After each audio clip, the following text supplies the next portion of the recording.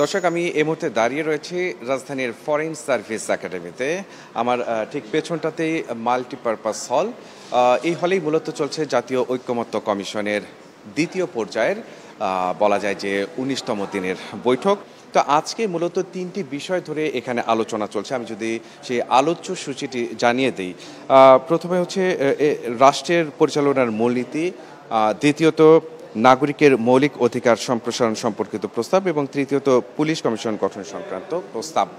তো আজকে সকাল 11:30টায় যখন বৈঠকটি শুরু হয় তখন এই জাতীয় ঐকমত্য কমিশনের সহ সভাপতি ডক্টর আলী রিয়াজ যেমনটা বলেছিলেন যে তারা আগামীকাল অর্থাৎ আগামী সোমবারের মধ্যে যে আলোচনাগুলো হয়েছে সেই আলোচনার একটা খসড়া প্রস্তাব প্রত্যেকটি রাজনৈতিক দলের কাছে তুলে দিতে চান এবং এর মাধ্যমেই মূলত জাতীয় সনদ তৈরির যে অগ্রগতি সেই অগ্রগতি কিছুটা হলেও এগিয়ে যাবে বলে তিনি মনে করছেন। এর পাশাপাশি জানিয়েছেন যে আগামী যে 3 দিন, এই 3 দিনের মধ্যেই যত ধরনের সংস্কার প্রস্তাবগুলো রয়েছে সেগুলো নিয়ে তারা আলোচনা করতে চায় এবং সে অনুযায়ী তারা একটা ঐক্যমত্যে পৌঁছতে চায় এবং জুলাই সনদ এই জুলাইয়ের মধ্যে তারা ঘোষণা করতে চায়। যেমনটা বলছিলাম যে আজকে যে 3টি আলোচ্যসূচি নির্ধারণ করা হয়েছে এর মধ্যে শুরুতেই পুলিশ কমিশন গঠন সংক্রান্ত প্রস্তাবটি নিয়ে আলোচনা হয়।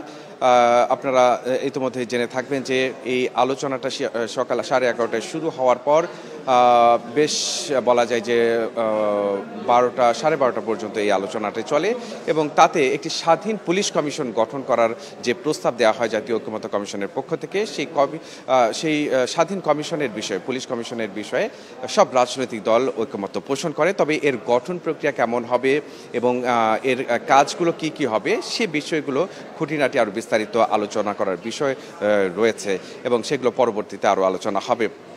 দ্বিতীয় পর্যায়ে যে আলোচনাটি হয় যে রাষ্ট্রের মূলনীতি নিয়ে, রাষ্ট্রের মূলনীতির বিষয়ে জাতীয় ঐকমত্য কমিশনের পক্ষ থেকে বলা হয়েছে যে সাম্য, মানবিক মর্যাদা, গণতন্ত্র এবং ধর্মীয় স্বাধীনতা, এই বিষয়গুলো রাষ্ট্রের মূলনীতিতে থাকবে। অর্থাৎ বর্তমানে যে সংবিধান রয়েছে সেই সংবিধানের সাথে পরবর্তীতে যারা সরকার গঠন করবে তারা চাইলে বর্তমান সংবিধানের সংস্কার বা সংযোজন বিয়োজন করতে পারে, কিন্তু তার পাশাপাশি এই মূলনীতিগুলো যেন অবশ্যই রাখা হয় সে বিষয়ে রাজনৈতিক দলগুলোর কাছ থেকে এক প্রকার তারা মতামত চান। তো সেই জায়গা থেকে আমরা দেখেছি যে বেশিরভাগ রাজনৈতিক দল সংস্কার কমিশনের এই যে দেয়া মূলনীতি সেই মূলনীতির পক্ষে থাকলেও বামধারার রাজনৈতিক দলগুলো বলেছে যে এই আলোচনাটা এই সময়ে অপ্রাসঙ্গিক।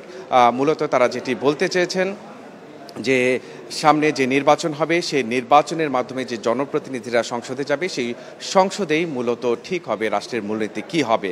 তো সেক্ষেত্রে তারা এক প্রকার যেটি বলার চেষ্টা করেছেন যে এই আলোচনার বিষয়ে তারা আসলে আগ্রহী নয় এবং এ ধরনের আলোচনা হলে তারা আসলে ঐকমত্য কমিশনের সার্বিক যে আলোচনা সেই আলোচনা বাধাগ্রস্ত হবে, এমনকি তারা সেই আলোচনায় অংশগ্রহণ করবে না বলেও মত দেয়। জাতীয় ঐকমত্য কমিশনের যে বৈঠকগুলো, সিরিজ বৈঠকগুলো চলছে সেই পরিস্থিতিটি যদি একটু দেখাই, আমি আমার ক্যামেরা পার্সনকে অনুরোধ করব হলটির ভেতরে ঢোকার জন্য। দর্শক, আপনারা দেখছেন যে ইতিমধ্যেই বেশ কিছু রাজনৈতিক দলের নেতারা তারা আসন নিয়েছেন এবং তারা বৈঠকের জন্য প্রস্তুতি নিচ্ছেন। অর্থাৎ মধ্যাহ্নভোজের বিরতির পর বৈঠকটি আবারও শুরু হতে যাচ্ছে। এখানে যে রাজনৈতিক নেতারা ইতিমধ্যে উপস্থিত হয়েছেন আমরা দু একজনের সাথে কথা বলার চেষ্টা করব। আমি যদি আমার ক্যামেরা পার্সনকে এদিকে আসতে বলি, অর্থাৎ আপনারা এখন দেখছেন যে জমিয়তে উলামায়ে ইসলাম বাংলাদেশে মহাসচিব মাওলানা মঞ্জুরুল ইসলাম আফেন্দি, তার কাছ থেকে আমরা আসলে জানতে চাই যে আজকে যে 3টি আলোচ্যসূচি নির্ধারণ করা হয়েছে এবং এর মধ্যে 2টো বিষয় ইতিমধ্যে আলোচনা হয়েছে। তার একটি বিষয় হচ্ছে যে রাষ্ট্রের মূলনীতি নির্ধারণ করার বিষয়। তো জাতীয় ঐকমত্য কমিশনের পক্ষ থেকে যে মূলনীতিগুলো বলা হয়েছে সেই বিষয়ে আপনারা আসলে কী ধরনের মতামত দিয়েছেন এবং আমরা দেখেছি যে এই ইস্যুতে আলোচনায় একটু উত্তপ্ত পরিস্থিতিও তৈরি হয়েছিল।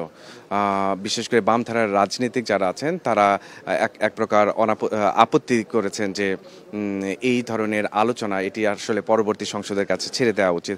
তো আপনাদের দলের পক্ষ থেকে আপনারা এই মূলনীতির বিষয়ে কি অবস্থান নিয়েছেন, পাশাপাশি আসলে এই বিষয়ে সুরাহা হওয়ার জন্য কি সামনের পার্লামেন্টে যাওয়া উচিত কিনা সে বিষয়ে আপনার মতামত জানাবেন। জাতীয় ঐকমত্য কমিশনের আজকের সংলাপে উত্তপ্ত পরিস্থিতি হওয়া সংবিধানের মূলনীতিকে কেন্দ্র করে এটি অনাকাঙ্ক্ষিত, এটি অপ্রত্যাশিত, আবার অপর দিক থেকে এটি আলোচনার বা সংলাপের সৌন্দর্যও বটে।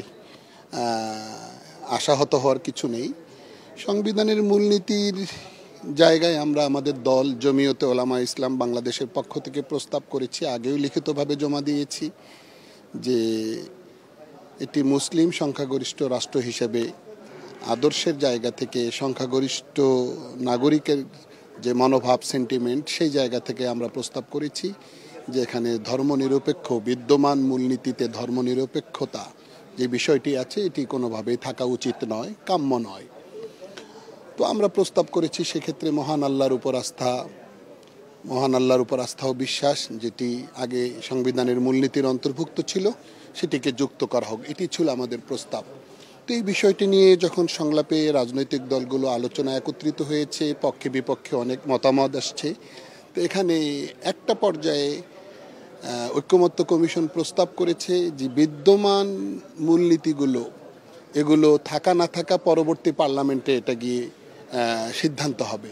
কিন্তু যেটাই হোক না কেন আমরা এটাতে একমত হতে পারি কি না যে এগুলো মূলনীতি হিসাবে উল্লিখিত থাকবে যে সাম্য, মানবিক মর্যাদা, সামাজিক সুবিচার, গণতন্ত্র এবং ধর্মীয় স্বাধীনতা ও সম্প্রীতি এগুলো সংবিধানে উল্লিখিত থাকবে। তো এই জায়গাটাতে অধিকাংশ যে সকল রাজনৈতিক দল এখানে প্রতিনিয়ত পার্টিসিপেট করছে তাদের অধিকাংশই আমি মনে করি এই জায়গাটাতে একমত। তো আমি মনে করি এই জায়গায় অযথা বিতর্ক হওয়া মোটেই কাম্য নয়। আগামীর বাংলাদেশে যদি সঠিক একটা সুন্দর একটা কাঙ্ক্ষিত নিরপেক্ষ নির্বাচন হয়, সেই নির্বাচনে আমি মনে করি জনগণের প্রত্যাশা পূরণ হবে।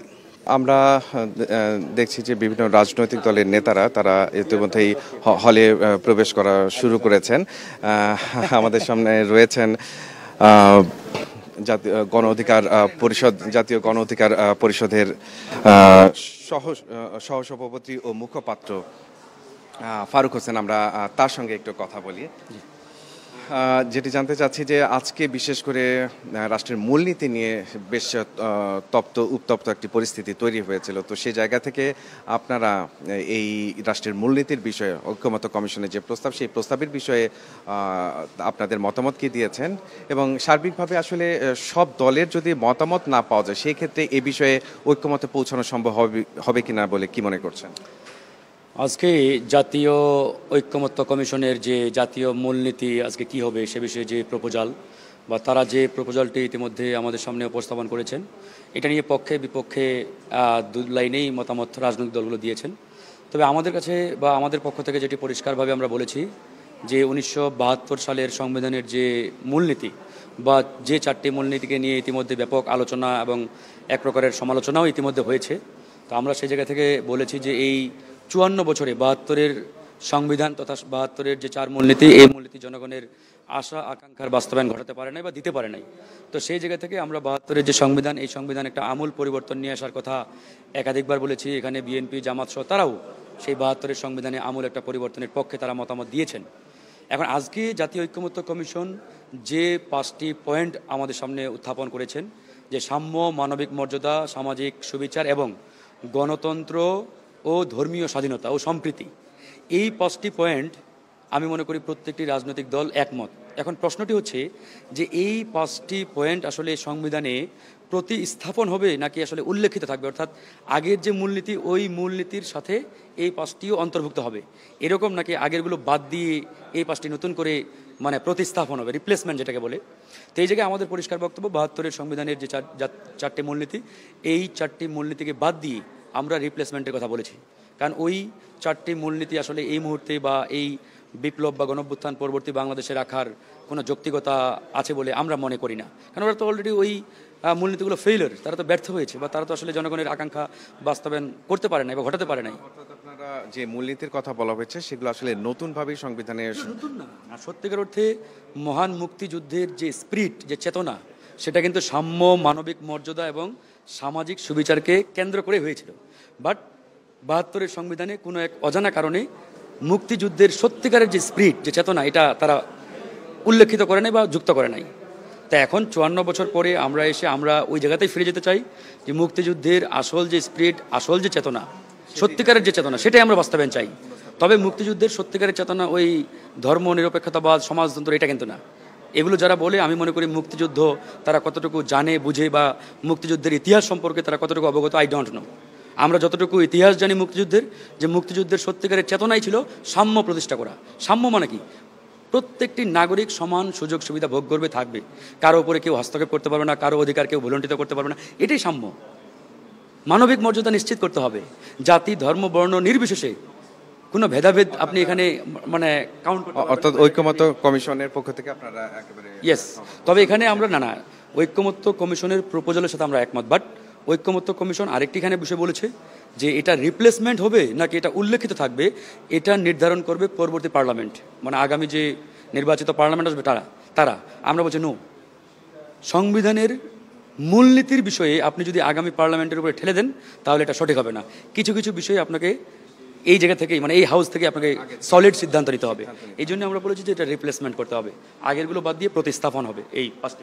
আরেকটি বিষয়, সংস্কার কমিশনের পক্ষ থেকে নানা ধরনের প্রস্তাব দেওয়া হয়েছে এবং এগুলো নিয়ে আলোচনা হচ্ছে, তো এবং বলা হচ্ছে যে এই জুলাইয়ের মধ্যে তারা একটি জুলাই সনদ ঘোষণা করতে চায়। তো আলোচনার অগ্রগতি দেখে আপনার কি মনে হচ্ছে যে আসলে জুলাই সনদ ঘোষণা করা সম্ভব হবে কিনা? ঐক্যমত্য কমিশনের এখন পর্যন্ত যে অগ্রগতি, যদি এটা আপনি জিজ্ঞেস করেন, আমি বলবো যে হেলে দুলে চলছে গাড়ি সিসিমপুরে। মানে তারা যেভাবে হেলে দুলে কার্যক্রম চালাচ্ছে, আমার মনে হয় না যে ডিউ টাইমে তারা আসলে সিদ্ধান্তের দিকে যেতে পারবে। এখন পর্যন্ত তাদের সিদ্ধান্ত নেওয়ার যে দৃঢ়তা, যে অবস্থান, এটা আসলে আমার মনে হয় না তারা রাইট টাইমে সিদ্ধান্তে উপনীত হতে পারবে।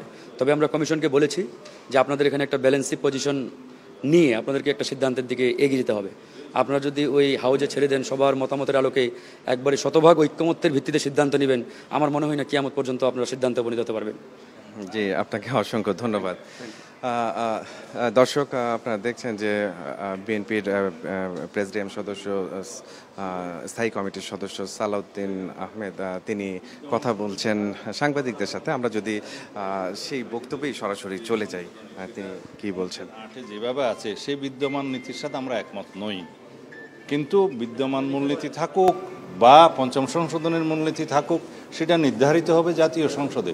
তার সাথে আজকে যে প্রস্তাবিত একটা বাক্য সংযোজন করার জন্য যে প্রস্তাব আসছে, সেটার সাথে আমরা একমত। যেমন স্বাধীনতার ঘোষণাপত্রে উল্লেখিত সাম্য, মানবিক মর্যাদা, সামাজিক সুবিচার, তারপরে যুক্ত হয়েছে গণতন্ত্র এবং ধর্মীয় স্বাধীনতা এবং ধর্মীয় এবং সাম্প্রদায়িক মানবিক মর্যাদা আছে, ধর্মীয় সম্প্রীতি এবং ধর্মীয় স্বাধীনতার বিষয়টা যে উল্লেখ করা আছে, ইট ইজ ফাইন, এটা আমরা গ্রহণ করতে পারি।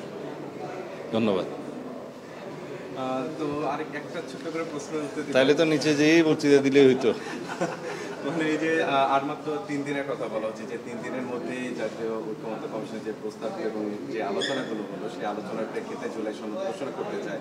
তো আলোচনার সার্বিক অগ্রগতি দেখে কি মনে হচ্ছে? আমার মনে হয় 3 দিন লাগবে না। আমরা সবাই যদি আন্তরিক হই, 3 দিনের আগে জাতীয় ঐক্যমত্য প্রতিষ্ঠিত হবে এবং সেটা জাতীয় সনদ আমরা স্বাক্ষর করতে পারবো বা ঐক্যমত্য পোষণ করতে পারবো। সেটা আমাদের আন্তরিকতার উপর নির্ভর করবে। আমরা তো আন্তরিক, আশাবাদী। কিছু কিছু সংস্কার প্রস্তাবের প্রশ্নে হয়তো নিষ্পত্তি হবে না, সেটার সংখ্যা খুব একটা বেশি হবে না। এটাই তো গণতন্ত্র, যে কিছু কিছু বিষয়ে দ্বিমত থাকবে। দর্শক, কথা বলছিলেন বিএনপির স্থায়ী কমিটির সদস্য সালাউদ্দিন আহমেদ। তিনি যেমনটা আসলে সাংবাদিকরা এখানে মূলত নানাভাবে বিভিন্ন নেতৃবৃন্দর কাছে যাচ্ছেন এবং তারা কথা বলছেন, বিভিন্ন বিষয় সম্পর্কে জানার চেষ্টা করছেন। তো সালাউদ্দিন আহমেদ তিনিও যেমনটি বলার চেষ্টা করছিলেন যে আসলে রাষ্ট্রের মূলনীতি নিয়েই মূলত আজকে বেশ বড় পর্যায়ের আলোচনা হচ্ছে এবং মধ্যাহ্নভোজের বিরতি প্রায় শেষের দিকে ইতিমধ্যেই জাতীয় নেতৃবৃন্দ এখানে এসেছেন, তারাও তাদের বৈঠকটি শুরু করবেন এবং শুরুই হবে আবারও রাষ্ট্রের যে মূলনীতি নিয়ে আলোচনাটি চলছে সেটি ধরে, কারণ এর আগে বামধারার রাজনীতিকরা তারা মূলত এই আলোচনার পক্ষপাতী না, তারা বরাবরই যেটা বলছেন যে এটি আসলে সামনে নির্বাচনে যারা জনপ্রতিনিধি নির্বাচিত হবেন তারাই ঠিক করবেন রাষ্ট্রের মূলনীতি কী হবে। তো তারপরেও এই মূলনীতি নিয়ে যেহেতু আলোচনা চলছে, সেই আলোচনার বিষয়গুলি আমরা নেতৃবৃন্দের কাছ থেকে জানছিলাম। সালাউদ্দিন আহমেদ তিনিও বলার চেষ্টা করছিলেন যে রাষ্ট্রের যেই মূলনীতি অর্থাৎ জাতীয় ঐক্যমত্য কমিশনের থেকে প্রস্তাব করা হয়েছে সেই বিষয়ে বিএনপি একমত এবং পরবর্তী পার্লামেন্টে গেলে এই মূলনীতিগুলোকে রেখেই যতটুকু সংস্কার করা প্রয়োজন তারা সেটি করতে চায়। তো আজকের এই বৈঠকটি মধ্যাহ্নভোজের পরে বলা যায় যে আর অল্প কিছুক্ষণের মধ্যে শুরু হতে যাচ্ছে এবং আজকের এই বৈঠকের একটু বিশেষত্ব হচ্ছে যে এর আগের যে বৈঠকগুলো হয়ে গেছে, আজকে 19তম বৈঠক, এই 18তম বৈঠকগুলো যেমনটি হয়েছিল সকাল থেকে শুরু হয়ে বিকেলের মধ্যে শেষ হয়ে প্রেস কনফারেন্সের মাধ্যমে আসলে খুঁটিনাটির বিভিন্ন বিষয়গুলো জানাতেন ঐক্যমত্য কমিশনের পক্ষ থেকে কিংবা রাজনৈতিক দলের পক্ষ থেকে, কিন্তু আজকের বৈঠকটি রাত অবধি হবে। আমরা যতটুকু জানছি যে রাত 10টা থেকে 11টা পর্যন্ত এই বৈঠকটি চলতে পারে, কারণ হচ্ছে যে এই জুলাই মাসের মধ্যেই জাতীয় ঐক্যমত্য কমিশন চেষ্টা করছে যে একটি জুলাই সনদ ঘোষণা করবে। তো সেক্ষেত্রে হাতে সময় নেই, হাতে আর মাত্র 3 দিন সময়। তো এই 3 দিনে তারা রাত দিন এই দুটো সময় ব্যবহার করে আসলে যে আলোচনার বিষয়গুলো বাকি রয়েছে সেগুলো তারা একটা সর্বসম্মত সিদ্ধান্তে পৌঁছতে চায়। তো মিটিংটি শুরু হলে নিশ্চয়ই সেটির যে অগ্রগতি, সেই অগ্রগতির খবর আমরা আপনাদের আবারও জানিয়ে দেব। এখন পর্যন্ত আমার কাছে এ পর্যন্ত।